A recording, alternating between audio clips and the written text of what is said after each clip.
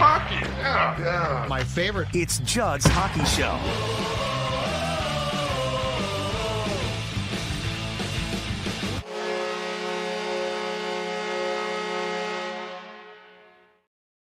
And indeed, it is Judd's Hockey Show coming to you live. Why? Well, because we've had some big news today. AJ, Jesse Pierce, and I did a podcast this morning. We talked a little bit about the Kirill Kaprizov contract. But then shortly after that, the news broke by Frank Seravalli, a well-known NHL insider, who broke the story that Kirill Kaprizov and the Wild, I guess, had met on Tuesday.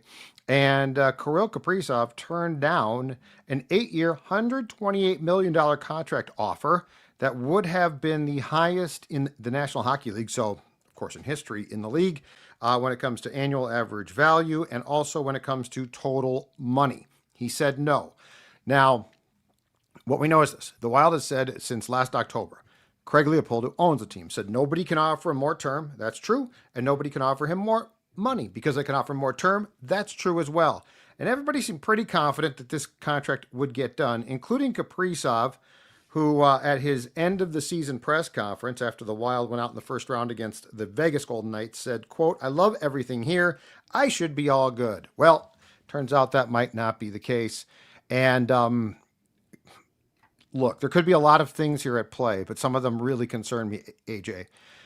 The first thing could be he wants a shorter term contract, which would not be surprising that he would go 4 years, but that he wants to see how this team does and that he is not interested in being, and he shouldn't be, with the team for 8 years, which, by the way, he has a year left on his current contract, so that takes him to approximately age 37. So that could be one thing. And if he wants a short-term contract, that is not an Armageddon situation. He could be waiting for Connor McDavid to sign. Now, we don't know if and when that's going to take place because McDavid is holding the Oilers' feet to the fire, and he might sign a short-term contract. But anyway, when McDavid signs, whoever he signs with, he is going to set the ceiling for new contracts. And as everybody knows, the salary cap is going up. It's going up, up, up, and that's for the next 3 years. The CBA runs a couple more years beyond that. So there's a chance that Kaprizov and his camp are like, you know what, we're not going to get as much as McDavid, but we don't want to take something now and then have McDavid blow past me by so much. And I'm like, I left a lot of money on the table. That's an option as well. Now, the problem is, and the real issue is this, there is also a chance that Kirill Kaprizov is simply saying, you know what, I don't think that I can win here. And I want to win. I am not young. He's what, 28 now, 27 years old? 28. He's a month younger than me. So okay. So we're both feeling our age. Yeah, exactly right. So he might be saying, I want to win as soon as possible. You told me it was going to be Christmas on July 1st, which coincidentally was the date he became eligible for an extension. It was not Christmas. You know, he might be a fan of Vladdy Tarasenko, but Vladdy Tarasenko is older than him. And so the factor that we all have to at least accept, which absolutely, if you're a Wild fan, is terrible, is he could say, I ain't signing. And if he says, I'm not signing, you got to trade him. And quite frankly, if he says, I'm not signing and that's it, and that's done, you probably need to trade him as soon as possible. Because, yes, you could take him to the deadline, but first of all, his value at that point goes down because you could tell a team now, you're going to get a whole season of this guy. And by the way, because he's got a no-trade clause, we're going to trade him to a team he wants to go to. You're going to give us what we want because he's going to sign an extension with you, and you're going to get 82 games in 2025-26. Long story short, lots of things at work here, but this certainly turns on its head. What a pivot from it'll get done to this might not get done. And even if it does get done, it's going to be like taking a trip to the dentist. Maybe I'm just still super naive and maybe I'm still just being bamboozled here. But until I get more developments, I'm going to stay as calm as possible. Because this is contract negotiations. Even for the fan bases, this is not supposed to be fun. We know how brutal it can be for certain teams and certain players, and a player of his caliber, like this is new territory for the Wild. He's been overseas in Russia. He just came back to our knowledge in the past, 48 hours. So, I mean, how much progress can you actually make? My maybe optimistic side here, Judd, is thinking this is par for the course. maybe he wants a shorter term, but the team has to go for the PR version, which is we got to at least make an offer for you to turn down, even though we know you're not going to accept it. We know that you don't want 8 years, but we want to at least say, you know what, we wanted to, and we tried to. And frankly, this is something I feel like we've seen the Twins do so many times in the offseason, which is, we were in the bidding process. We offered him a contract. He just didn't want to take it. He didn't want to come here. Same thing, mate. But in my eyes, like optimistic. Maybe he's just like, I don't want 8 years.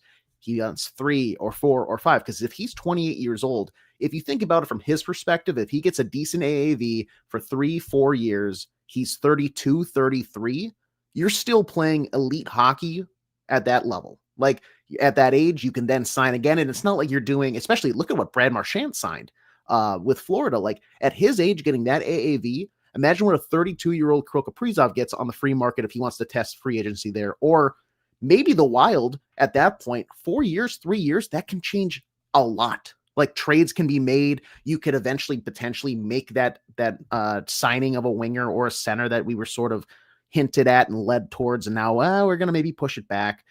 A lot can change. So maybe he reevaluates the landscape of the Wild and says, you know what? We still haven't won. I know I ain't going to win here now. Now either trade me or you're going to get nothing for me because I'm not coming back. That's my optimistic thing, which is this still gets done.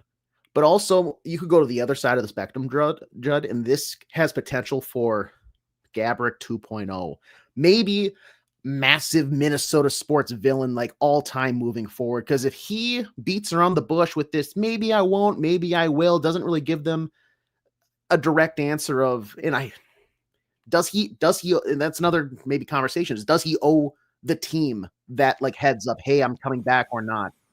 Well, but that's a question. Well, if he won't, so I'm with you totally. And by the way, a short-term contract would not bug me one bit. If he wants to go 4 years, but if by the time he's 33-ish, if his contract expires and you have not made a playoff run, been to the Stanley Cup Finals or won it, it ain't happening. So like, because I'm not, the impression that, Kirill Kaprizov is going to sign an 8-year contract and you know where he's really going to cash in at the age of 36. Yeah. A 4-year contract to me, if this came out that this was simply, I don't want to sign for 8 years. I don't totally trust you, which by the way, he's got a right to, but I will sign for 4 years, 5 years tops, probably 4. I'm fine with that. Mm-hmm. But if he has just decided, you know what, because Russian guys love New York, they love Florida, they love, if he's decided I want to be with the Lightning, the Panthers, I think that might be a salary cap problem. The Rangers, mm-hmm. And he's like, I'm not coming back. Yeah. Then I think you have to trade him. So like but I can't tell. There's so much that we don't know. And I saw, can you put up the comment 8:51 p.m. Matthew Carpenter? This is a good comment. So Bill Guerin, the Wild GM went on 10,000K Takes podcast about an hour ago, Matthew said, and said that the information put out today didn't come from their side or Kirill's side. But I don't think he said it's a lie. This is the thing. No, I don't think, the Wild would have zero incentive to leak this. Mm-hmm. Quite frankly, at this point in time, I don't think Kirill's agent would leak this. It doesn't make a lot of sense. And if he said this, certainly send in another note, Matthew. Mm-hmm. But if he just said it didn't come from us, that means nothing. Like, unless you say that is flat out wrong and we expect to have a press conference tomorrow to announce his signing. So, like, that doesn't make me feel great that you're just trying to say it didn't come from us. Okay, I believe you on that. I also believe as of right now that Frank Seravalli got good information from somebody in the National Hockey League. Now, could that be a team that found out about it? Absolutely. Like, this is pro sports. If you have the ability to throw a grenade into another team's camp, you're going to do it often. Mm-hmm. So I don't think that this came from like a internal source of where it's like, there's a mole with the Wild or there's a mole in the Kaprizov camp. I think where this comes from doesn't matter. If it's true, it's a problem. But, my best case is he wants a shorter term contract. Mm-hmm. Okay. I actually like that. My worst case is he's decided, because he was told, Kirill's no different than us, man. Last October, Craig Leopold said what? It's going to be Christmas Day, July 1st, and we're going to get a center for you, and we're going to get like that. That's the thing is, and I'm not even blaming the Wild completely because the market, what we didn't account for, of course, was the fact that teams kept their own guys, which of course we should have accounted for and we didn't, and that's a different story. But the fact is, if you're Kirill Kaprizov and you are looking at what the Wild didn't do, there certainly could be frustration, and I get that. As far as the Gabrick thing goes, Doug Riseborough, July 2009, that's what you can't allow to happen. That's why you got to trade him then. Like if he's like, I'm the Doug Riseborough, I mean, that's one of the great mistakes, faults, gaffes in Wild history. And at the time, the hope was that they could make a playoff run with Gabrick, and I think then keep him. So it's like, okay, if we make a playoff run with him, he will see he'll see the fruits of remaining in Minnesota, right? Can't risk that again, man. You can't risk that. And if you take Kirill past the trade deadline and he walks on July 1st, I mean, trading him before the season is a disaster. I'm not going to try and say it's not. But can you imagine, Age, if you get to a point where you're like, okay, we're going to keep him, we're going to make a playoff run, and we are going to show him, and you go out in the first round again?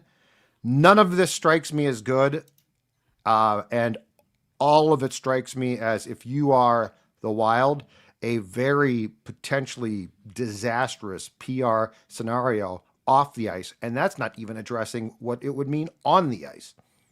And Trav here makes an amazing point, which is he has a full no move clause. So he could go full villain if he really wanted to. If he feels scorned by no winger sign, no center traded for or whatever, nobody really added besides 36 or whatever it is. Vladimir Tarasenko, I keep saying 30. He's like 35, 34. But that's like your impact signing of the offseason. If he feels scorned by that, he really could just say, I'm not coming back, but also I ain't going anywhere. Well, I think he would go to a team he wanted to go to. Yes, I think that he would. I don't think you're dealing, if you're going to trade him, you are not dealing with 31 teams. You're dealing with, my guess is the Rangers, the Panthers, depending on their cap, which might be capped out, the Lightning, maybe the Kings. I don't think so. But anyway, you are dealing with Vegas is so cutthroat that I think they'd be willing to cut ship with Marner already. Not Marner, but there's some guys I feel like they'd say, you know what, we're going to move you just because we want, like they've done that with a number of guys already in I don't know, 6 years. I guess my question is, where would Kirill go? Where does Kirill want to go? Does he want to go to the Golden Knights? Perhaps. But anyway, you'd be dealing with a fairly small list of teams that you would have to have bid against each other to get him, which by the way would be, before the season starts, it would be worth their while to do exactly that. Because one, you get him for 82 games. Two, if he wants to be with you and will sign with you, you now have the clear-cut advantage. So that's how Billy could, you're not going to win the trade, but that's how at least you get a pretty good ransom.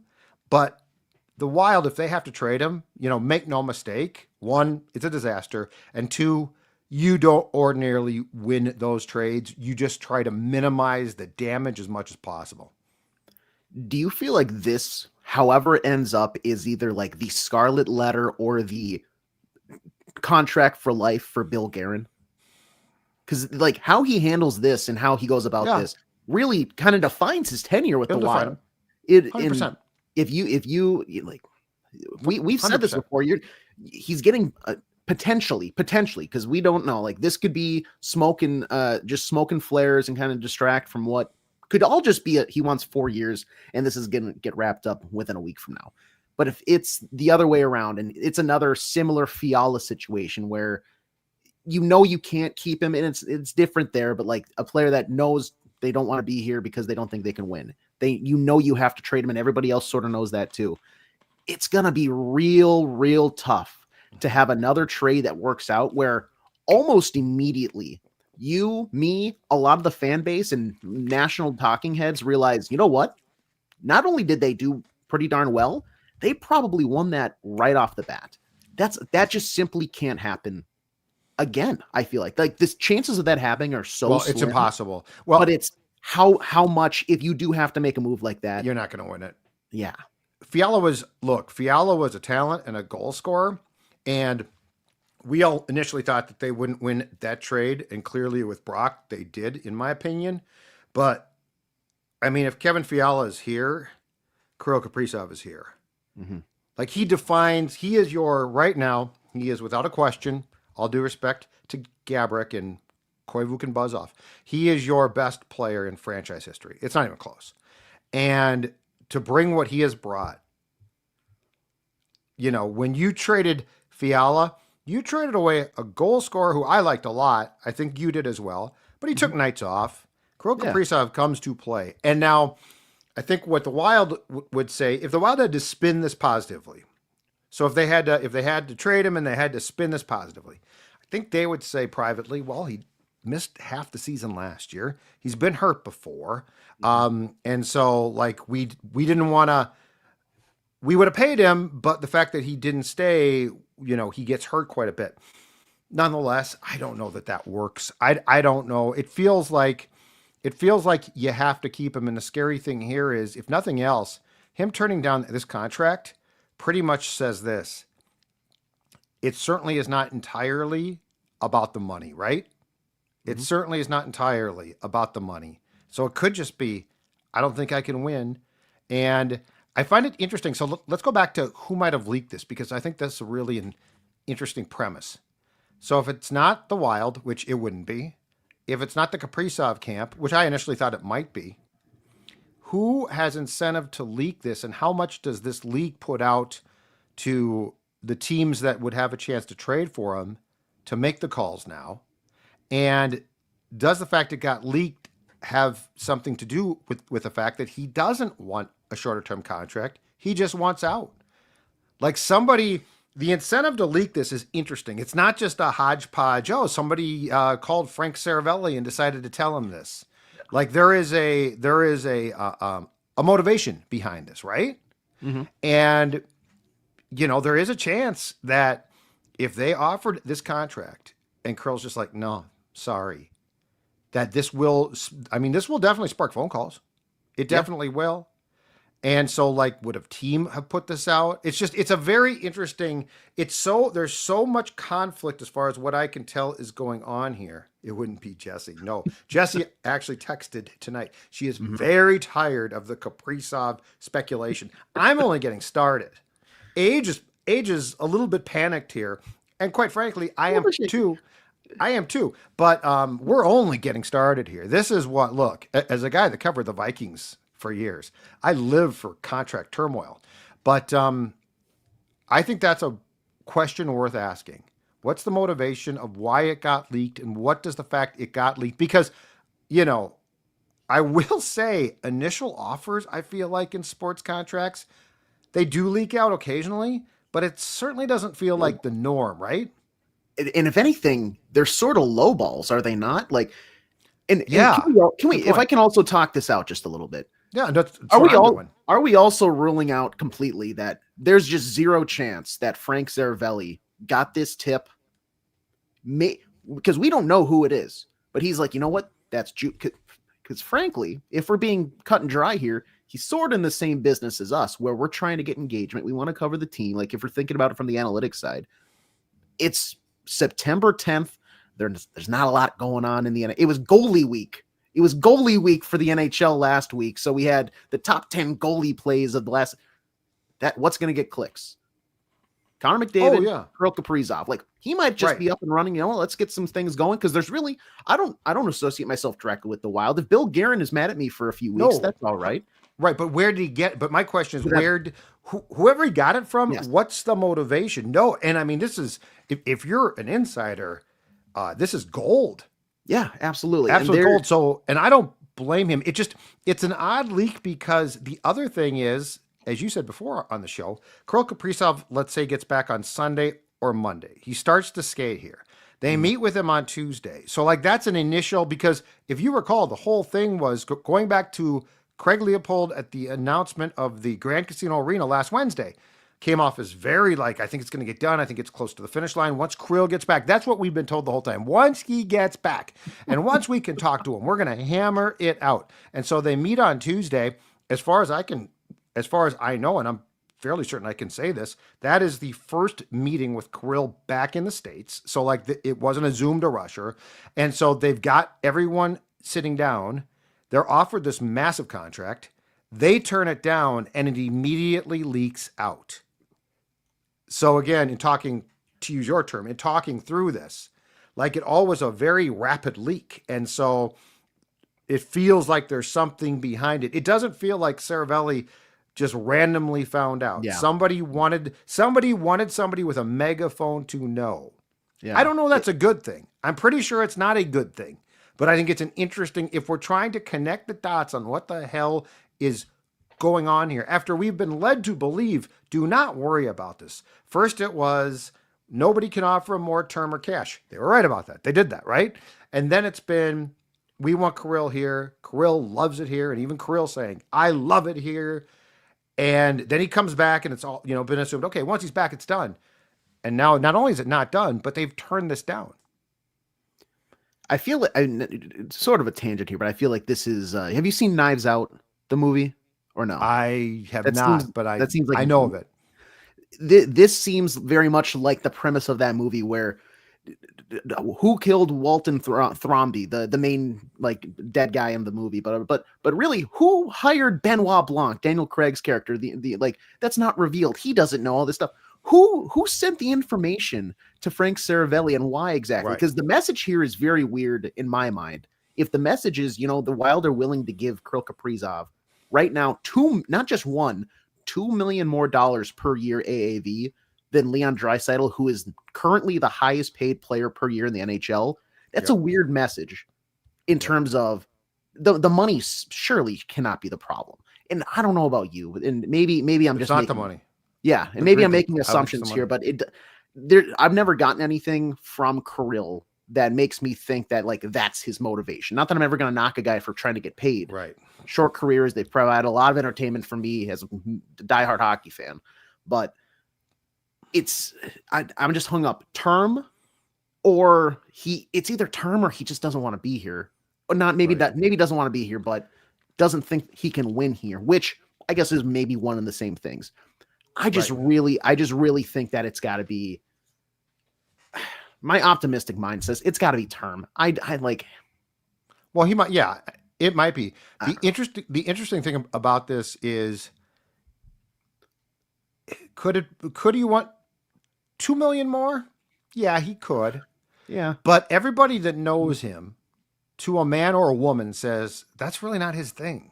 Like he wants to win badly, and he's used to it. Those Russian teams he plays for, real good, right? Yep. And so there's nobody, I have not talked to anyone yet who said, yeah, he's just being greedy. He just wants more and more. Now, do I think that there might be, and if you want a conspiracy theory, here's one. I don't think it's the case, but I'll give it to you. Do I think that with the salary cap going up and up and up, that the Players Association might be asking McDavid and Kaprizov to drag their feet to get more and more for the rest of the players?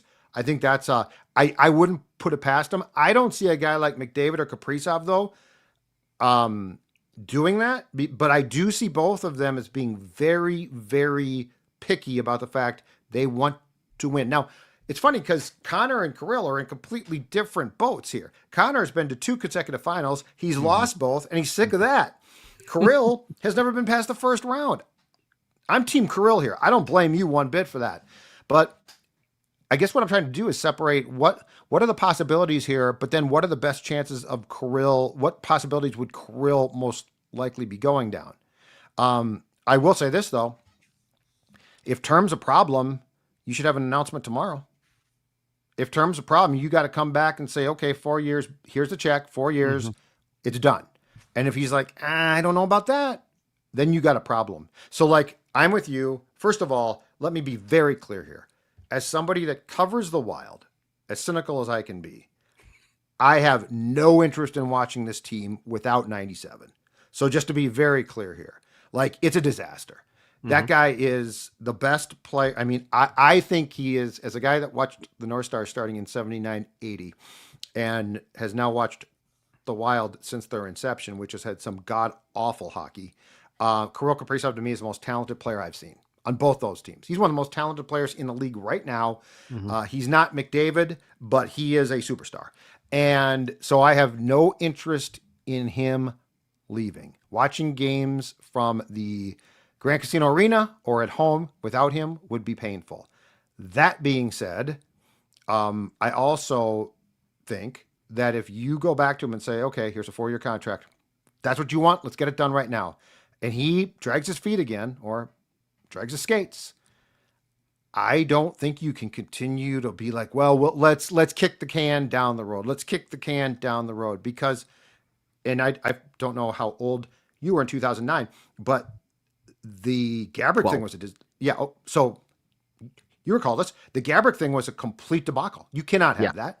You can't have that. And Gabrick was not Kaprizov. He was a hell of a player. He's not Kaprizov. But that being said, how far back did it set your franchise that he just walked away and you got nothing for him? And until Kaprizov, I would say that it's fair to say he was the only like superstar type of talent that the team had. Here's what I would say too on that, which is like everybody, including myself, I think wants to see Kirill play for the Wild. Yes. But at the end of the day, what would you rather see? Kirill as a person lift the cup, or the Minnesota Wild lift the cup and hang a banner? And this is under the pretenses that he thinks he can't win here and all that stuff. I mean, honestly, he might. Is this a playoff team without him though? No, I don't even know. This is a like a fringe playoff. So I think they're one in the same. But this is a bad way of getting around to the point of no one player is bigger than the entire franchise. Like if he thinks that he can't win here, then you know what? He needs to let the team know, and they can act as a business, which is to then serve the fans in the long run. Which look at Carolina. And granted, yes, like it's a pretty pathetic history of the franchise as is, but like in the grand scheme of things, I would much rather see no name Joe lift the cup for the Wild if it means that Kirill Kaprizov isn't on it. Like I would rather suffer with other guys who are just ragtag and they make some miracle run than have Kirill Kaprizov if it means they win the cup. Look at Carolina this past season, even middle of the season, they trade for Mikko Rantanen. Yep. Speculation is he going to extend with Colorado? Kind of came out of nowhere. He gets traded there. They're adamant. You know what? We're going to trade for him. He's going to sign. Mere days later, well, you know what? He might not like it there. He might not want to stay there. Blah blah blah. What do? Do they just bank on? Let's bet we're going to make a run and then we'll convince him in the offseason. No, they don't sit on their hands. They say, you know what? We need to act as a business because of our fans. They want to win. We're going to trade him. And granted, it didn't end up with a cup.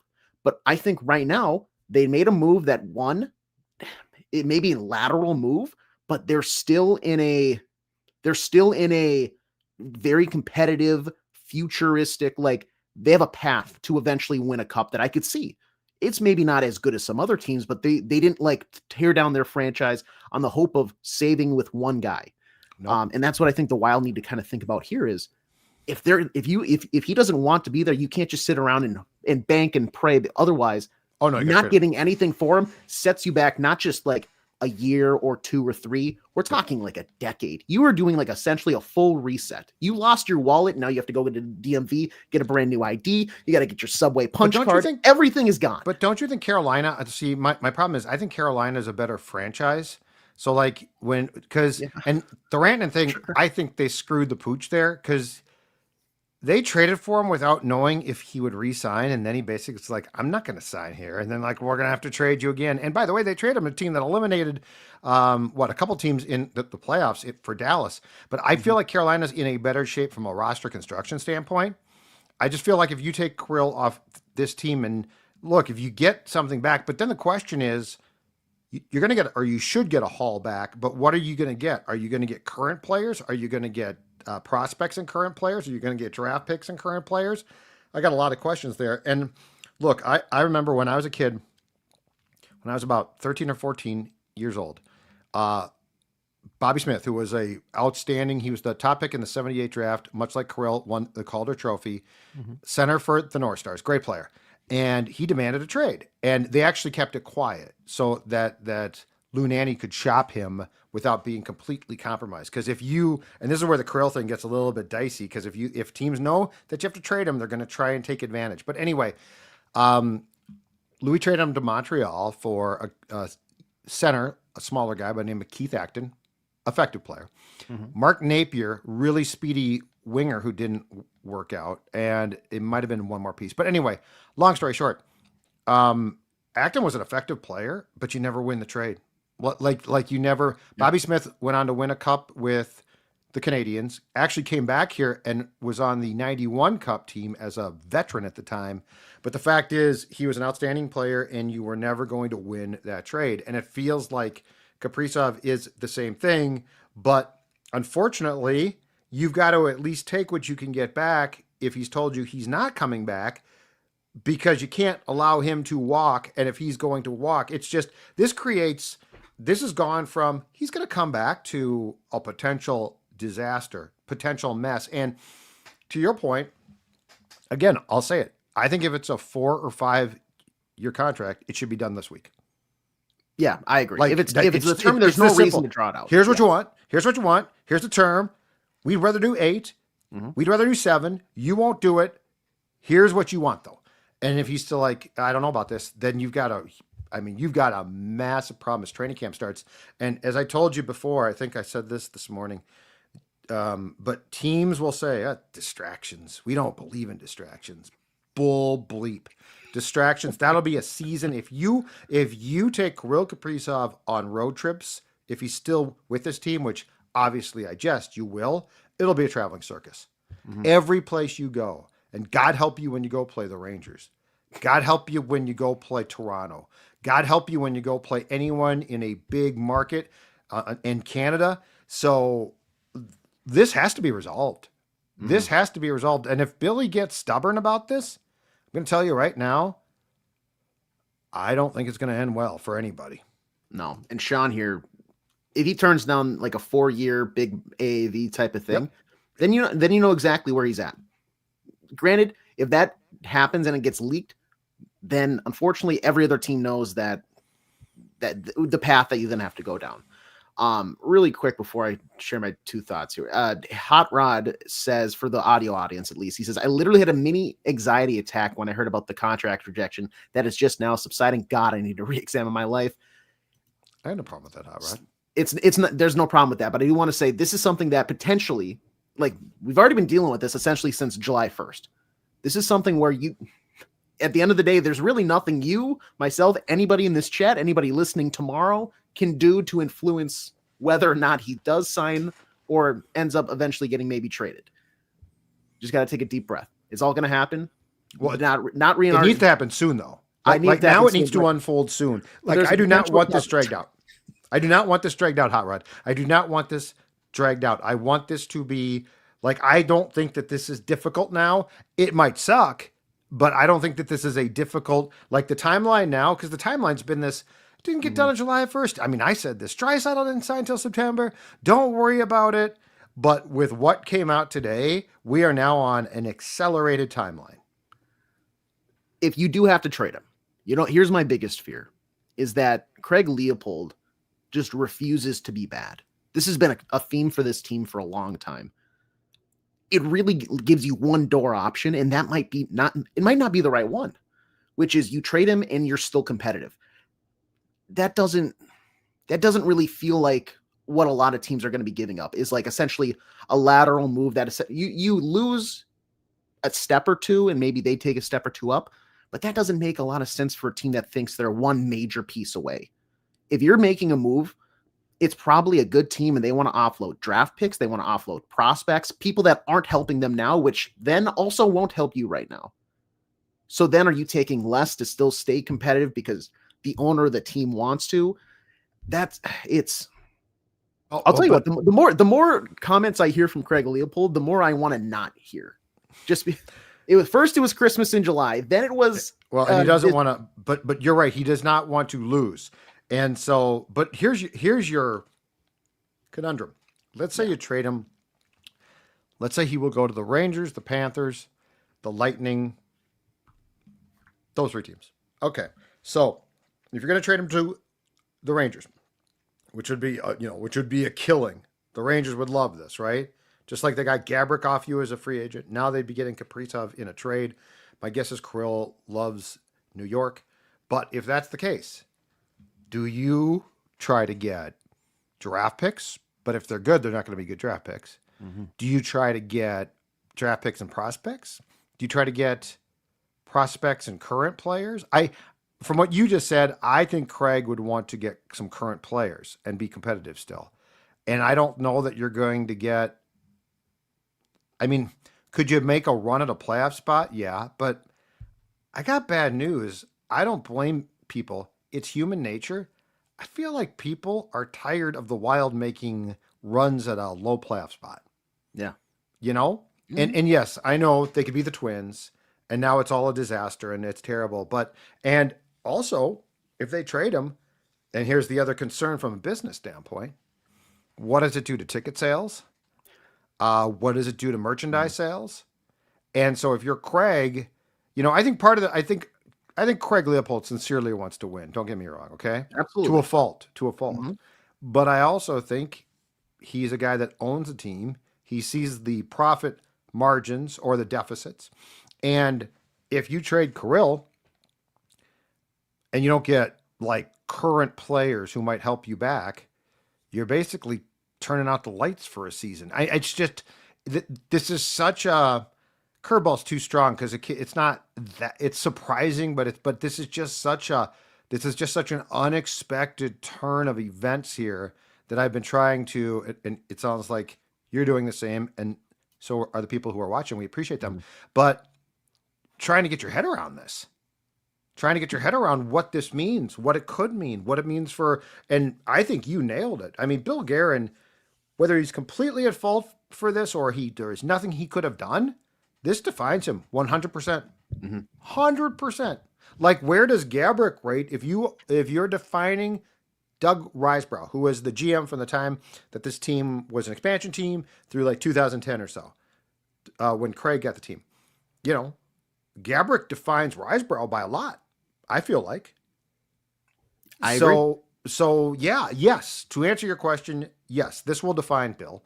And the second thing though is how much will there be a panic to? We've got to try to make the playoffs without Kirill, because if we don't put a competitive product out there, first of all, we're going to be criticized more and more and more. And second of all, we're going to lose for 2026-27. We are going to flat out lose season ticket holders, potentially corporate sponsors.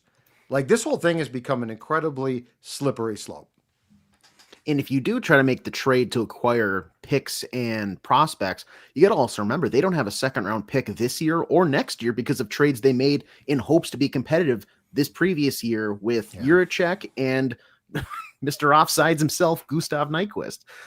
Stop. I know. Matt here has a really good point. Wild fans are sick of hearing next year and once we get out of the Suter and Parise contracts. I think the W at this point in the Wild's franchise, heading into the 25th anniversary season, the W stands for waiting, because you're always waiting. You're waiting for the Parise and Suter contracts to be done. You're waiting for your superstar to come over from Russia. You're waiting for guys to get healthy. You're waiting for that top line center, that top line winger to get added in free agency. You're waiting to know whether or not your superstar is even going to be in the franchise a calendar year from now. You're doing a lot of waiting here. And so, ladies and gentlemen, thank you for waiting along with us here at Judd's Hockey Show as we wait to see whether or not Kirill's going to stay in Minnesota Green or not. Yeah, 25 years. 25 years, and you might celebrate by having to trade your best player in 25 years. It'd be a killer for bobblehead night. That'd be for sure. Yeah, it's not good. It's not good at all. And so that's what we know. I mean, I'm hoping, and who knows, because of the nature of the leak of the story, what I was going to say is I'm hoping more details, like we get some of the whys and the what's going on. I don't know that we will. I can tell you, I don't think they're going to come from the Kaprizov camp or the Wild, which again is what makes it so interesting of who told Seravalli this. But as training camp gets to start, and as the Twins have gone completely in the toilet, this is another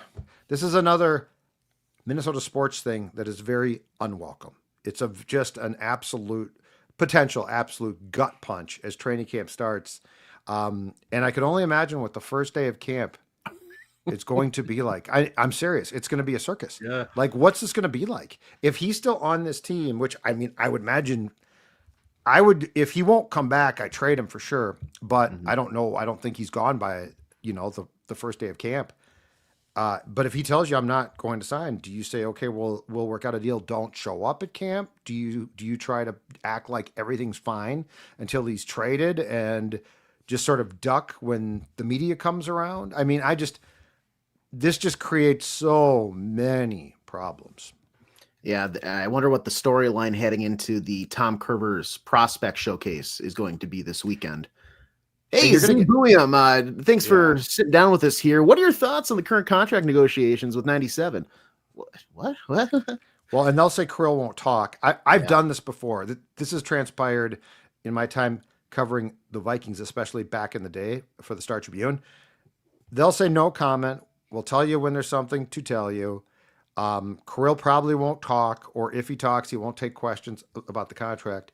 And then they'll closely monitor all the questions being asked to players to make sure that they're not being asked about Kirill. But I mean, again, they could do that and you're not going to get much, but it's still a circus and it's a distraction.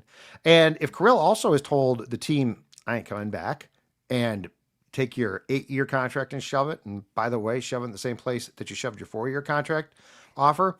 The other thing is, and this is huge, the room. Like if you're a player in that room, and he's well liked, I know that, but if you're a player in that room and you know that he wants out or is not going to come back, I mean, good luck with that, because he won't turn toxic. I don't think the players will, but it'll be as uncomfortable as it could possibly get. I think if you get a report that he's not reporting for the first day for whatever reason, then it's like, okay, he's gone for sure. But this also, in this entire past 42 minutes that we've done, could be just more of a listening fest for people, as there is a world where tomorrow by this time he's signed for 4 years, $16.5 million a year. Yeah. And we just move on with our lives. And we're doing a show like this where it's like, hey, let's celebrate. But it's the point I'll circle back to is whether or not he does continue.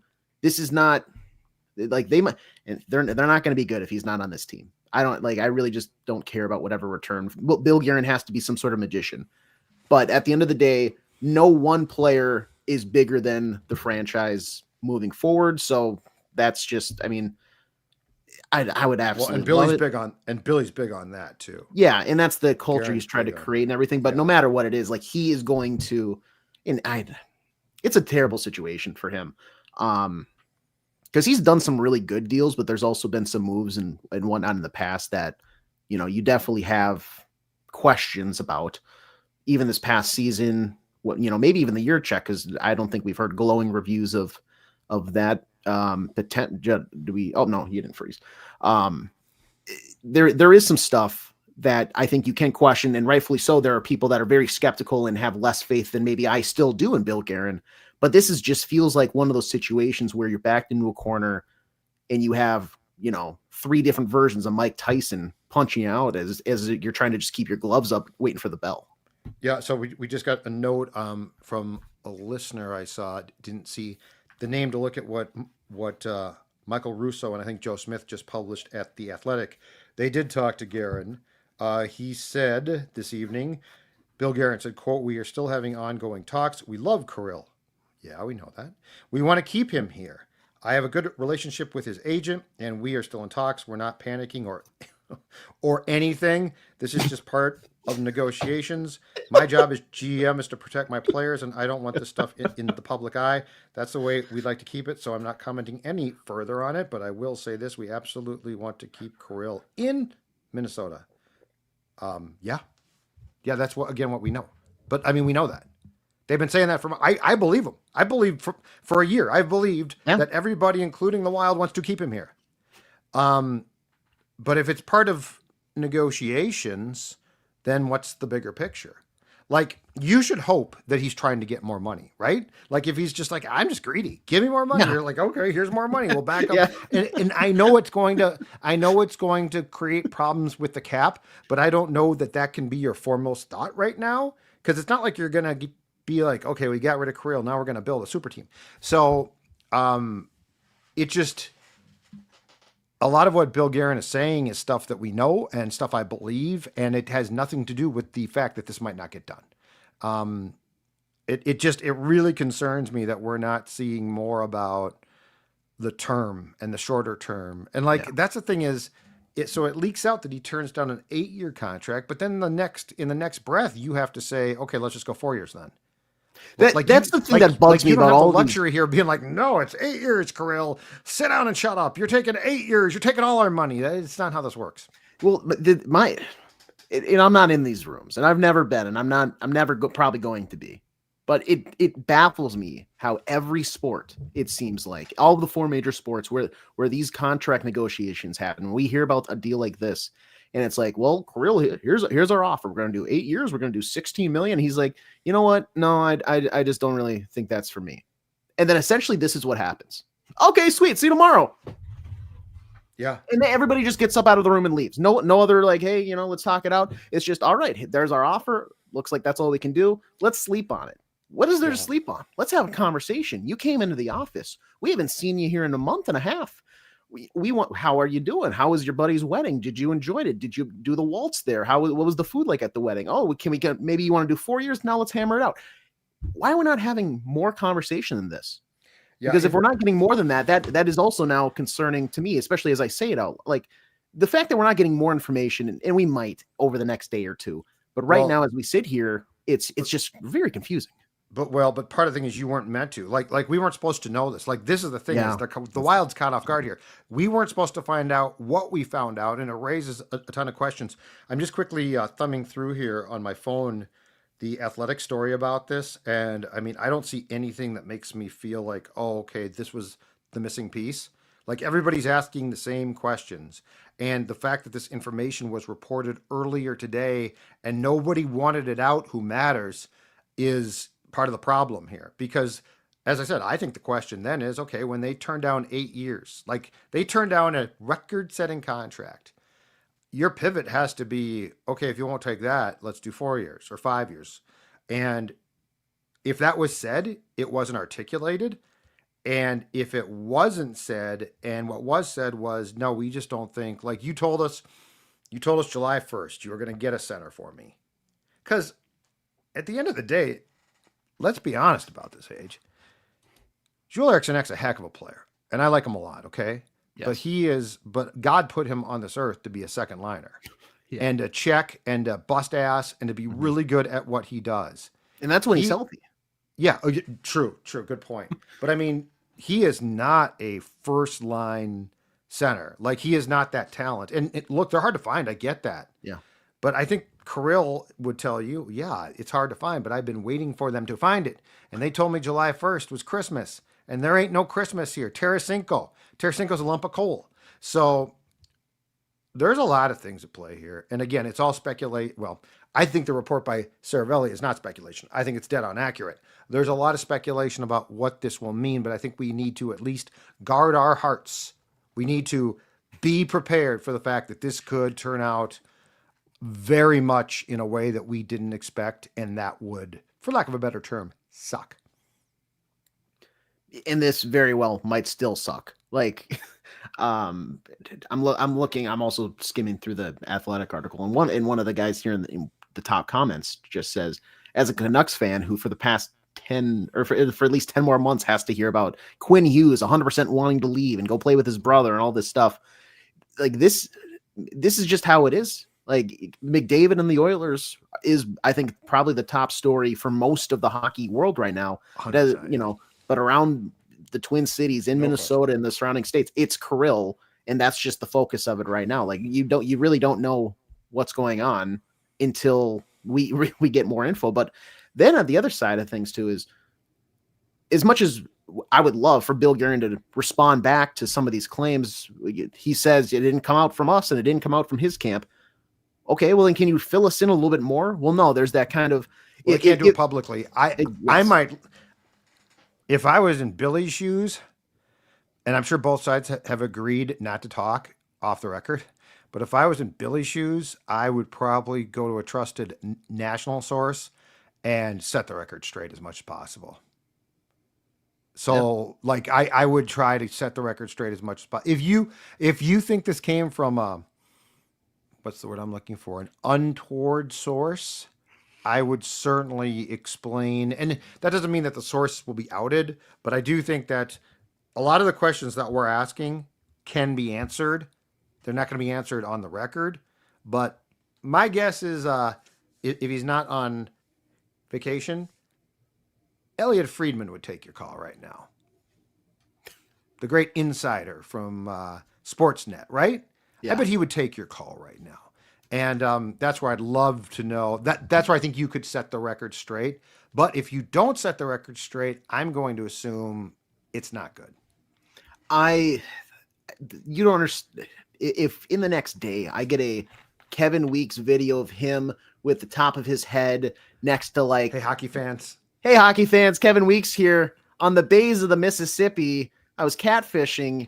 Anyways, breaking news out of Minnesota. Like, if we get one of those, I'm going to spring through the roof. Like, don't get me wrong. Could be a 4-year extension. Could be a 4-year extension. After 51 minutes here, I still am in the very, very strong standing of I want Kirill Kaprizov on the hockey team that I support. 100%, yes. 100% I'm totally yes. with you. I'm totally with you. I'm totally with you. But there is a world where, like, we're getting more info where it's going to be Bad News Bears and all of a sudden panic button, DEFCON 5. You declared us at DEFCON 3. Has now, well, 5 is the least. Drifted into the 5 is the least? I thought DEFCON 5 is. No, I did too. No, 5 is the least. 1 is basically war. Okay. So we might put this, it might be DEFCON 2. It started off at 3, but the more I see, the more I get concerned. Do they do halves? Like, could we be? I don't know if DEFCONs do halves. That's a good question. How much time if we get no more info? I mean, 3's not good. No, 3's awful. The fact that we're at 3 has me really worried. But if we go another couple of days, like how many more days with zero info at all do you have to now we're DEFCON 2 or even DEFCON 1? When do you jump up? I feel like more is going to break, or you got to get, or you're going to have to do. I don't feel like this is going to DEFCON 97. Yeah, that would mean we're actually the coolest cucumbers out there. Nothing's wrong. Yeah, we're fine. I feel like now this has to move. I just do. I feel like now it has to move. I don't think we can just sit here and hope, because I think he's got a plan. Like, that's the thing is, the one thing everybody who said Kirill needs to get back from Russia nailed was he needed to get back. We all assumed to sign the contract, to be there, to be told you've got to be here. But in retrospect now, once he is back, I don't know that you can just let this fester, because I think he has a plan. Like, I don't think this is and I'm not going to chance this. I want him here as well. I want to see him play here. I'm not mad about this. Like, I get it. So this is not we'll trade him, screw him. This is you're going to have to do what's best for the team here. Mm-hmm. And if you let this linger, we've seen it before. It's not good. It's just not good. Let me ask you this, because this is a talking point I saw when this was like turned down, and that's the suggestion that he just wanted a shorter term. If he does go shorter term, do you feel money should go higher or lower? Because, like, on one side of it, I understand the explanation of, okay, he's here shorter, he still wants to make some money, blah blah blah. He's playing the best hockey he's going to for the rest of his career. Let's bump that 16 to 16 and a half, maybe even 17. But on the other side of it, I've seen, well, if his main goal is he wants to win, right? Team friendly helps the team win. Yep. So if you're going 4 years and you're not sure, just keep it lower. Come down. Correct. Maybe meet at Draisaitl's 14 or whatever. Correct. Which way do you personally do you think it should go, and which way do you think it actually will go, if that's the case? If it's just shorter term. Well, personally, I think if he wants to win and he wants to go shorter term, and the mandate is I want to win in 4 years, or else I am going to leave. Which, by the way, he won't be a kid at that point. But I think he takes a little bit less. Mm-hmm. Like, he's not going to take a huge discount. That's naive to believe that. But could I see him saying I still want 16 at 4 years? Yeah. Yeah. Is that ideal? No. But unfortunately, I don't see a world, if this is just all about the term, right? Yeah. And obviously the money, but the term. I don't see a world where you're going to control that, if that makes sense. Like where you're going to dictate the terms to him. And I don't see a world where they're going to let him walk if they can stop that from happening. So, so my guess is he gets, let's say, 15 or 16 on 4 years. But yeah, if you simply want to win, then allow your team to create cap space. But unfortunately, this feels more convoluted than that. That's what I'll say. This feels more convoluted. Maybe the silver lining out of all of this, whether you feel still non-panicked about this whole thing, you just think it's smoke and mirrors, or you're at DEFCON 1 watching this, listening to this. The good news in my mind, the silver lining, is that now with this info being leaked, the dam, I think, is open. And after waiting for essentially 2 months, like, we're off to the races here. I think we probably get a resolution, at least in terms of knowing if he's staying or probably looking to get moved within at least you think the next week. Like there's only so many more days you can go without. Again, it should be the next 4 years. It should get done tomorrow. Absolutely. So I think now we're going to have developments, and I would expect us to probably do some more stuff regarding this over the next couple of days. Can you throw up the Kaprizov 97 9:41 p.m.? So he says, wouldn't you just trade Kirill as soon as you can instead of a short-term deal so you don't put yourself in a Gabrick 2.0 ultimatum? No, you would do, a 4-year short-term contract's fine. So if I can't keep him, if he wants to leave and he's not going to sign with me, yes, I trade him tomorrow. If he wants a 4-year short-term contract, like that takes him to 32. And, in fairness to the Wild, he has been hurt a lot. Like I would rather do, personally, if it was up to me and I ran the Wild, which I don't, unfortunately, I would do a 4-year contract. Mm-hmm. He's been hurt enough that it worries me, and he's not a kid because he delayed his time before he came here from the KHL. So I would jump at a 4-year contract. Absolutely jump at that. The injuries do concern me. He missed 41 games. Yeah.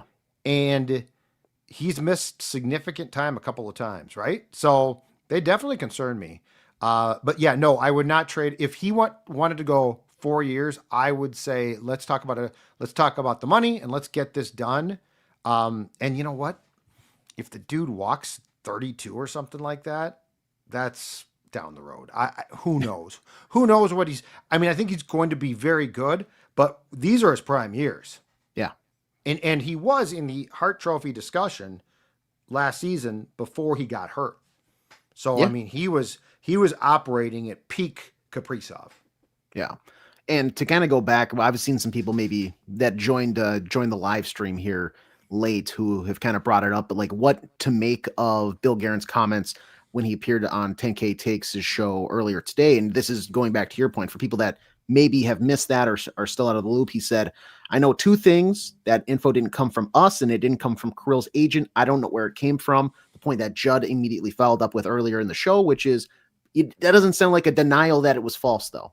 Right. So that doesn't really make me feel any better. And maybe there's more that he wanted or meant to say, but like that's the big hang up here, which is why we've been talking about this for now so long here on a Wednesday night in September. Sort of hot outside too. It's very nice outside. It's a nice week. We heated up very a little pleasant. Bit. Yeah.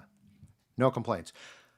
All right, I am through. Are you through? I've got nothing else left. We'll have plenty. We'll continue to stay on top of this with either yours truly and AJ, also Jesse, who already has Kaprizov fatigue. Bring her into the mix as well. But I got a feeling I wish I had more information. Like I wish I could say something definitive here.